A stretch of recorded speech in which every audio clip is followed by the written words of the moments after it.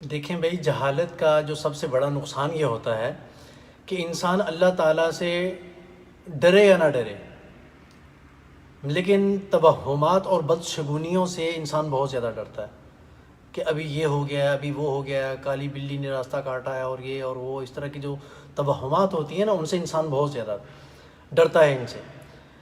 وجہ کیا ہے؟ وجہ یہ ہے کہ جو شخص اللہ تعالیٰ سے ڈرتا ہے سب اس سے ڈرتے ہیں، لیکن جو اللہ سے نہیں ڈرتا تو سب اسے ڈراتے ہیں یا وہ خود سب سے ڈرتا ہے۔ بس یہ ایک اصول ذہن میں رکھیں۔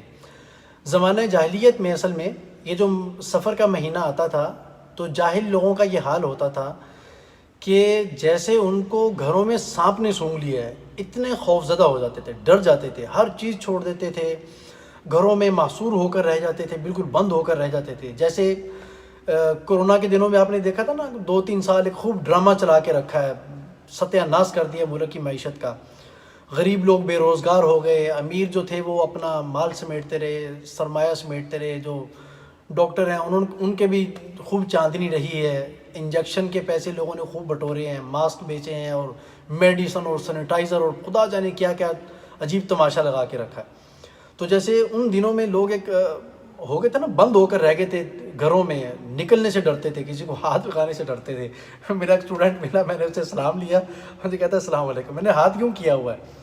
میں کہہ رہا ہوں السلام علیکم، کہہ رہا سر ہی ہوں۔ میں نے کہا بیٹا سلام تو لو، کہتا نہیں ہوں، ٹھیک ہے۔ اور پھر تھوڑے دن بعد جب اس کو میرے سے کام پڑا، پھر وہ میرے آگے پیچھے بھاگتا پھر رہا تھا۔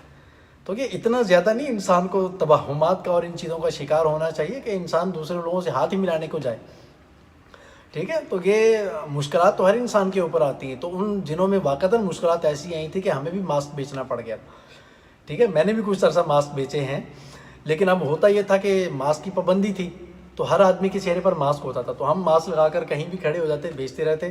لیکن بس وہ اللہ تعالیٰ کی طرف سے نا ایک چیکنگ ہوتی ہے، اللہ اس میں چیک کر رہے ہوتے ہیں انسان کو کہ یہ مشکل حالات میں چوری ڈکیتی کی طرف نکلتا ہے یا لوٹا ماری کی طرف آتا ہے یا دوسرے غلط راستے اختیار کرتا ہے یا پھر صبر کرتا ہے، اور صبر کر کے کچھ ہمت کرتا ہے، کوشش کرتا ہے۔ اللہ کا شکر ہے تھوڑے دنوں کے اندر اللہ نے رستہ ایسا کھولا، انہی دنوں میں جو لوگ بے روزگار بیٹھے ہوئے تھے بہت سارے، اللہ تعالیٰ نے اتنا دیا کہ سنبھالنا مشکل ہو گیا، الحمدللہ۔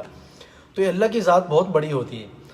تو کہنے کا مقصد یہ ہے کہ انسان کو بدشگونیوں سے اور بری چیزوں سے اور سوچ کے پریشان ہونا کہ ایسا ہو جائے گا تو یہ ہوگا، فلاں ہو جائے گا تو فلاں، ان چیزوں سے انسان جب تک نہیں نکلتا اس کے حالات خوشگوار نہیں ہو سکتے۔ یہ انسان کی جو پریشانیاں ہوتی ہیں نا، یہی اس کا آدھا سفر جو ہے نا اس کی زندگی نچوڑ لیتی ہیں۔ تو زمانہ جاہلیت میں ہوتا یہ تھا کہ جب کوئی آدمی صبح سفر پر نکلتا نا، تو گھر سے نکلنے کے بعد وہ سامنے درخت کے اندر ایک پتھر مارتا، تو پتھر مارنے کے بعد اگر تو اس کے اندر سے پرندے نکل کر رائٹ سائڈ پہ اڑے، سیدھے سائڈ پہ، تو وہ سمجھتے تھے کہ ہاں اب مجھے سفر کرنا ہے، ٹھیک ہے۔ اگر وہ الٹی طرف چلے جاتے تھے تو وہ اسی وقت گھر واپس آ جاتا کہ آج جو ہے نا وہ حالات نازک صورتحال چل رہی ہے، تو آج میں لہذا سفر نہیں کر سکتا، تو سفر کو چھوڑ دیتے تھے۔ تو بھائی یہ کون سا کوئی پیمانہ ہے جس کو آپ لگا کر تول رہے ہیں کہ میں سفر کروں یا نہ کروں، ٹھیک ہے۔ تو اسی لیے کچھ لوگوں نے سفر کے مہینے کے اندر سفر کو صفر کر دیا، یعنی زیرو کر دیا، سفر ہی نہیں کرتے لوگ۔ مطلب مختلف چیزوں سے شگون لیتے ہیں، مختلف چیزوں سے وہ اپنا فال نکال لیتے ہیں کہ کالی بلی نے راستہ کاٹ دیا ہے تو لہذا اب سفر پر نہیں نکلنا، ٹھیک ہے، گھر میں دبک کے بیٹھ جاؤ۔ اور اسی طریقے سے الو بول پڑا ہے تو یہ ہو جائے گا، فلاں ہو جائے گا۔ اب بھائی الو کے بولنے پہ پابندی ہے کیا؟ وہ سارا دن پتہ نہیں کہاں سوتا رہتا بیچارہ، رات کو کہیں نکلتا تو رات پر بھی پابندی لگے گی کہ اب رات کو بھی نہیں بولے گا۔ پرندہ ہے، ظاہر سی بات ہے، وہ بولنا تو ہے اس نے۔ تو اسی لیے بہت سارے لوگ، شیشہ ٹوٹ گیا تو یہ ہو جائے گا، فلاں عورت سے صبح ہم نے مل لیا تو اس کے منہ لگ گئے تو یہ ہو جائے گا۔ یہ سارے کے سارے توہمات ہیں۔ جب انسان اسلام سے ہٹتا ہے، دین سے ہٹتا ہے، تو اس وقت انسان کی زندگی بالکل بیکار ہو جاتی ہے۔ ہر وقت اس کو کسی نہ کسی چیز کا ڈر لگا رہتا ہے، مختلف چیزوں سے وہ شگون لیتا رہتا ہے، اور اسی طریقے سے بدفعلیاں نکالتا رہتا ہے کہ ابھی میرے ساتھ یہ ہونے والا ہے، ابھی ایسا ہو گیا تو ایسا ہو جائے گا، ابھی ایسا ہو گیا تو ایسا ہو جائے گا۔ تو بھائی آپ دیکھ لیں، شادی حالوں کو دیکھ لیں کیسے ویران پڑے ہوئے ہیں، ٹھیک ہے۔